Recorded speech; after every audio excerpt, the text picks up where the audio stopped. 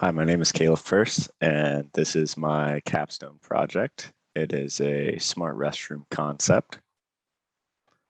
And the concept behind it is basically being in downtown Seattle, there's not a lot of public use of restrooms or just access to restrooms specifically for homeless people, but even for somebody that has a house. There's probably just a couple places I can name off the top of my head in a 10-mile radius that you can use the restroom without having to go to a restaurant and pay to be able to use that restroom.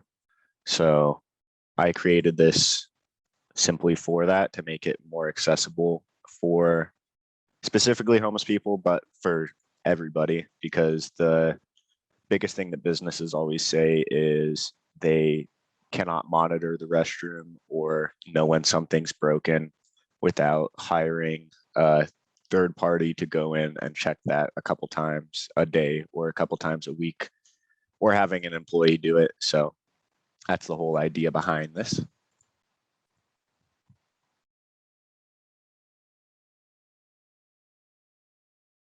Capstone Project. And we'll start at the top left with the GPS monitoring. And you can see it does tend to pull a couple different places, but this is my actual house, so it tends to be pretty spot on. And this sensor I set off just a minute ago on accident because I thought I was recording, but I was not. So I can go ahead and make it jump up again here real fast. And they both should be very high values here in a second.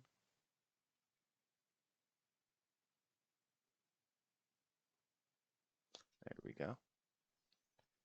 And the air quality has kind of a weird setting where 500 is around normal, but Brian showed me a trick that if you put a little bit of alcohol, like rubbing alcohol, on a cloth and put it on it, it simulates like somebody smoking inside or some bad CO2 values.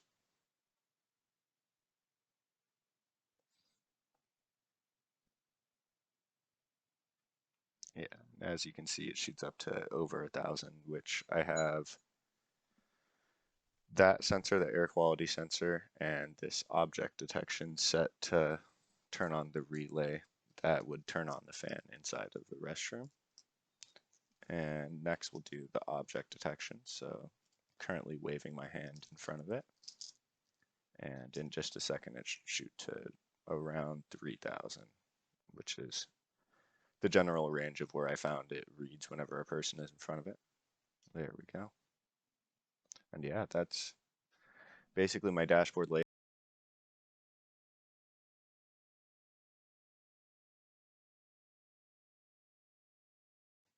But I'll go ahead and show you the GPS actually shows you the latitude and longitude, and it also shows you altitude, but I have that section turned off right now.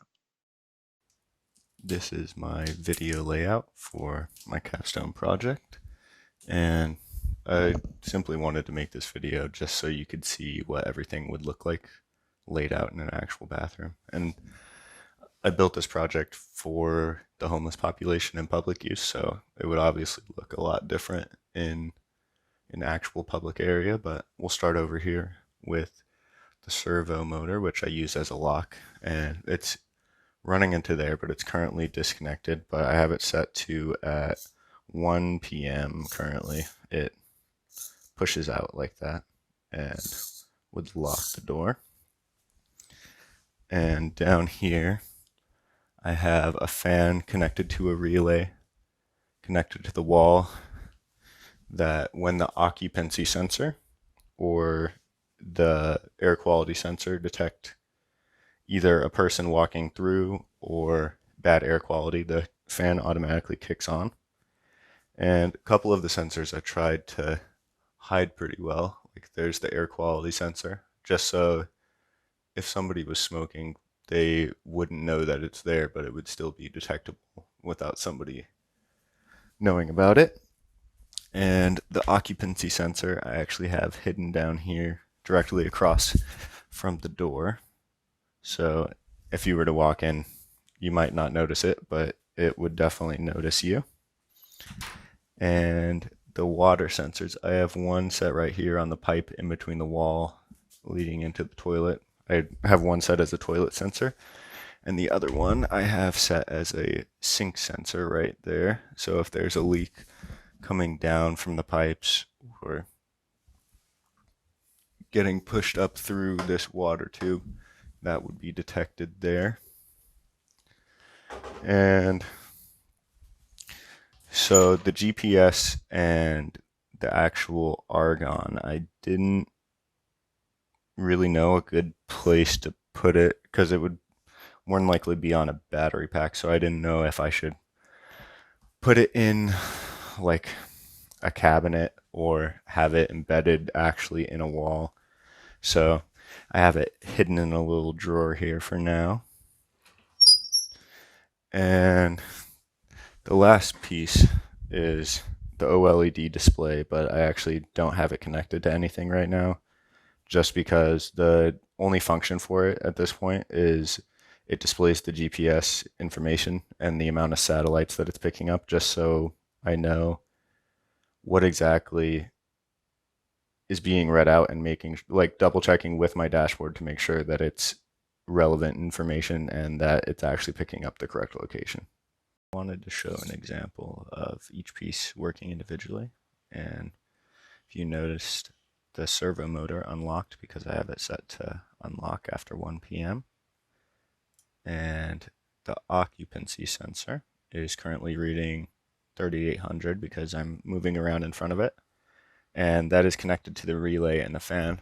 So as you can see, it's sensing that there's a person, so the fan turns on. And that also works with the air quality. When the air quality reaches a value above 1,000, it also turns on.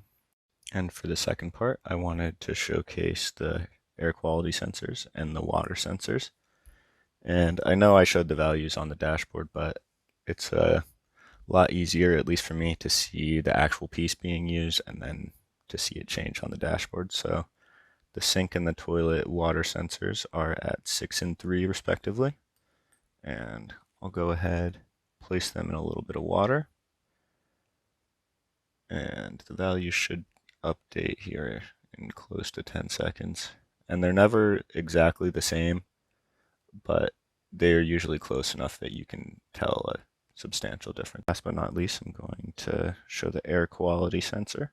So I put a little bit of rubbing alcohol on this, and if I place it over the sensor, you should see it jump up pretty significantly here in a moment. As you can see, it almost instantaneously starts rising. And that is also the second part that turns on the relay and fan, is whenever it reaches above about 700, which as you can see right now, it's well over 1,000, which would turn that on.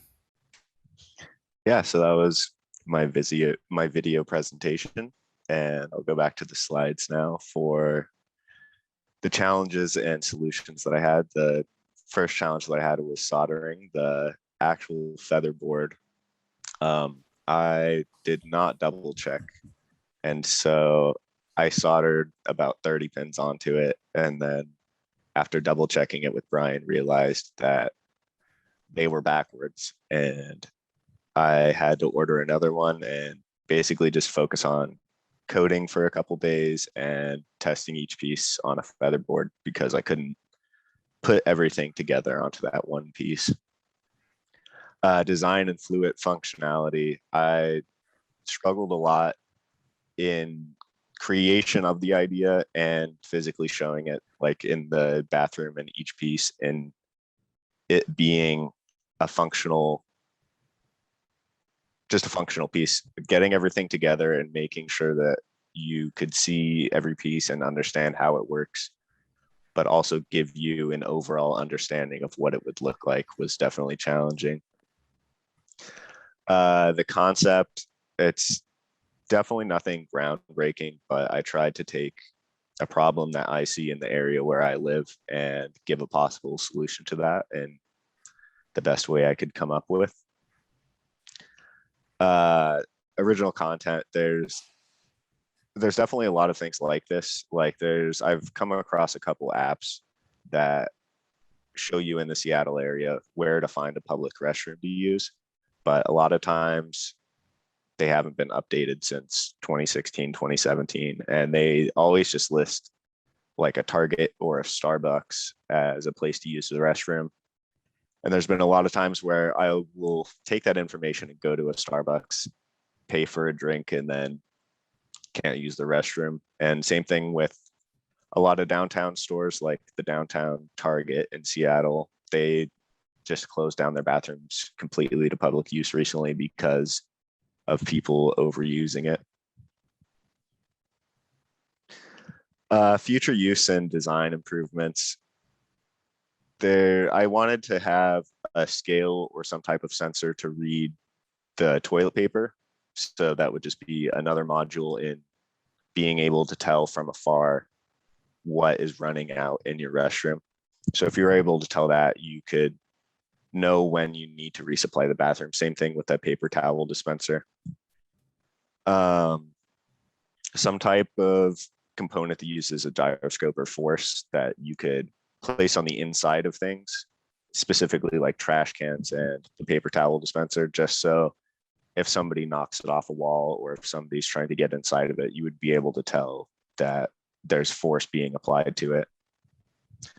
And some type of dashboard for a phone versus Adafruit IO, which I think you can access on a phone, but having the UX UI on a phone is always just a lot easier for people to grasp and get their heads around. This is a code snippet. This is the function for the servo motor. So if the hour is past 13, which is in military time, so 1 p.m., and the servo position is not equal to 180, it moves it to 180. And this, my servo.write just tells the servo to go to that position. And if 13 is greater than the hour and the servo position is not equal to 0, it moves the servo position to 5. Because if you set it to 0, Brian was telling me it gets to like 1 basically, and then just flutters in between 0 and 1. So it never actually gets there. And you actually hear the motor just bouncing back and forth a little bit. So had to set it a little bit above that. But yeah, that's my Capstone project. Thank you everybody for being here today. If you have any questions, now would be a great time to ask them.